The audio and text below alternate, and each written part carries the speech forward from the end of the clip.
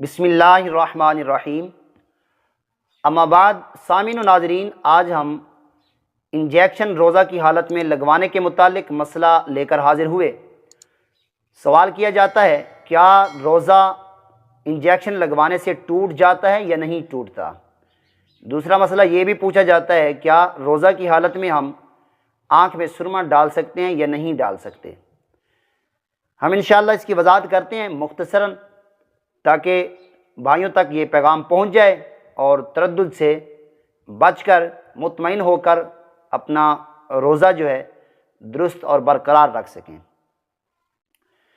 सबसे पहले हज़रत इब्न अब्बास के असर को इमाम इब्न अबी शैबा और इमाम बैहक़ी भी रिवायत करती हैं। इन्होंने कहा, अन अब्दुल्लाह इब्न मसऊदिन क़ाला इन्नमल वुदुआ मिम्मा खरजा व सौमा मिम्मा दाखला वलैस मिम्मा खरजा, कि हज़रत अब्दुल्लाह बिन मसऊद रज़ियल्लाहु ताला अन्हु बयान करते हैं कि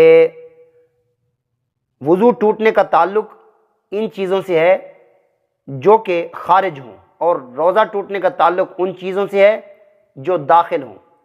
यानी कि रोज़ा टूटने का ताल्लुक़ जिन चीज़ों से है वो खुरूज से नहीं, वो दुखूल से है।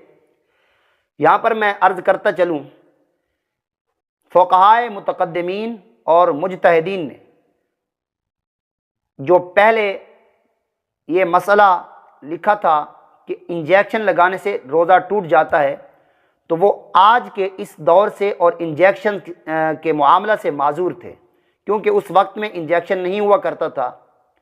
अल्लामा ग़ुलाम रसूल सईदी रहमतुल्लाहि ताला अलैह, अल्लाह आपके मरकज़ पर करोड़ों सलाम भेजे, उन्होंने शरह सही मुस्लिम के अंदर बाकायदा इसकी तौज़ीह कर दी है और उन्होंने एक बाब बांधा है, उसके अंदर उन्होंने बाकायदा तौज़ीह कर दी है कि आया कि इंजेक्शन लगवाने से रोज़ा टूटता है या नहीं टूटता।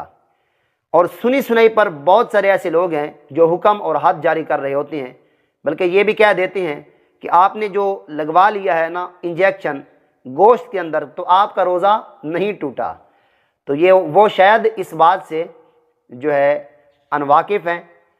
मैं और जुमले तो नहीं बोलना चाहता, अनवाकिफ़ हैं और अनवाकफ़ियत की बिना के ऊपर वो यूं ही कह देते हैं जैसे आइम्मा मसाजिद होते हैं, बेचारों को मसला का सही पता नहीं होता, तो वो अपनी आवाम के अंदर अपने मुक़्तदियों को मसला बता देते हैं, फिर वो उसी पर ही तवक्कुफ़ कर लेते हैं, आगे पीछे नहीं जाते, बस कहते हैं कि हमारे इमाम ने जो बता दिया है ना ये दुरुस्त है। इंजेक्शन लगाने से बहर सूरत रोज़ा टूट जाता है। अगर जानबूझकर ताकत हासिल करने के लिए आपने लगवाया तो फिर तो उस रोज़ा के ऊपर कफ़ारा भी आएगा और जो है उसकी कज़ा भी होगी।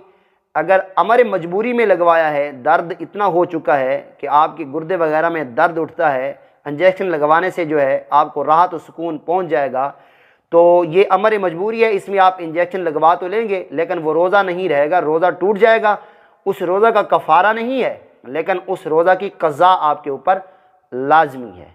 फिर मैं इंशाअल्लाह मुफस्सल एक वीडियो क्लिप तैयार करूँगा, रिकॉर्ड करूँगा, फिर आप तक वो पहुँचाऊँगा और इसकी क्यों ये रोज़ा नहीं टूटता और क्यों रोज़ा टूट जाता है, इसके मुतालिक आज इसी पर इक्तिफ़ा करते हुए मसाहिबीन को यही बता रहा हूँ कि आप अगर इंजेक्शन लगवाएंगे तो रोज़ा टूट जाएगा।